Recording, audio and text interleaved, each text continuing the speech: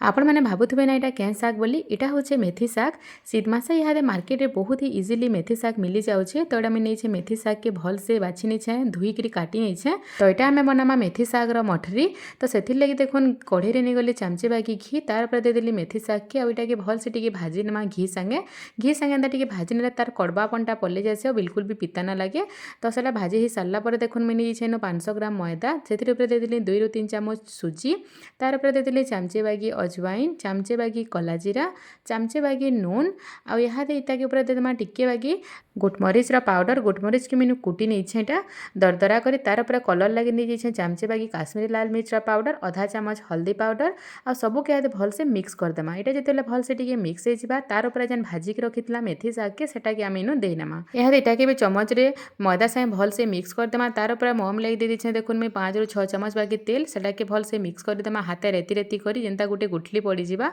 तार पर पैन टिके देकर गोटे स्मूथ डोटे देखुन मुझे बनईदेली इटा के हाथ रेस्ट वाले छाड़देमा 15 मिनिट। तो तार पर देखुन मुझे चामचे बागी मैदा उपर दे दीजिए 5 ରୁ 6 ଚାମଚ तेल आउ गोटे स्मूथ स्लेरी गोटे बन पकई से लगवा तापर देखुन डोर छोटे पर्सन में नहीं जाए सेटा के हाथ पूरा पतला कर बेली नेमी जिते पतला हो पार्बा हेते पतला बेलबे थरे क्या कि जिते पतला बेलबे ना हेते बढ़िया लेयर मैंने बाहरबा मठरी तार पर देखुन जेन मिसे तेल आउ मैदा के जेन मिसेक रखी से स्लरी के देदेली तार पर टिके देखुन इटा मुई मैदा के सुखा मैदा के ऊपर एंता दे दूचे टिके आउ यहाँ देखे मुड़ी देमा देखुन इफाले गोटे फाले मुड़ी देमा सियाड़ू टी मुड़ी देमा एंता करीटा आउ तार ऊपर फिर देदेमा टिके मैदार स्लरी देखुन जेनता मैं मुड़ुचे ना हे हिसाब से आपण मैंने एंता मुड़ी पकाबे देखुन तापर देखुन फिर ऊपर आर फालू भी देकर ताके बंद करदेमा यहाँ के फिर यहाँ बेली पकामा टिके यहाँ के यहाँ गोल बेलवान नानो देखुन 4 खुटिया कर मैं बेली पकाली पूरा पतला कर बेल देली तार ऊपर फिर टिके से स्लरी देदेली आउ सुखा मैदा ऊपर देदेली टिके आउ यहाँ के फिर यहाँ टिके मुड़ी देमा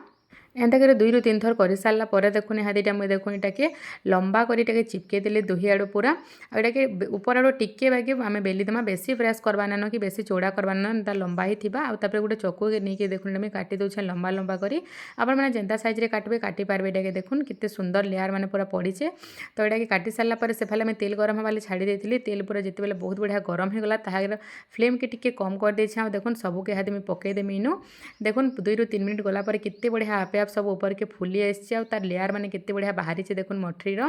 एंता लेयर मैंने बाहर ले जाकि देखबार लगे भी सुंदर लगवा और खाबार लगे भी क्रिस्पी लगवा। तो देखुन 5 ରୁ 7 मिनट भितर पूरा मस्त ब्राउन कलर होगला आमर मठरी बन के रेडी होगला। तो यहाँ देखुन मैं तेल रू काढ़ी आनली एंता कर मैं सब मठरी के बनी पकई आउ देखुन मैं आपको भांगी कर देखोचे कितने बढ़िया क्रिस्पी बनीचे पूरा जे। तो आपण मैंने भी थोड़े घरे ट्राए करूँ मेथी शागर मठरी आउ मते कमेंट बताबी केनता बनला जे घरे तो आमर समस्ते बहुत पसंद कले। तो ठीक अच्छे फिर देखा गोटे नुआ रेसिपी सांगे मुझे रोचे जुहार जे माँ।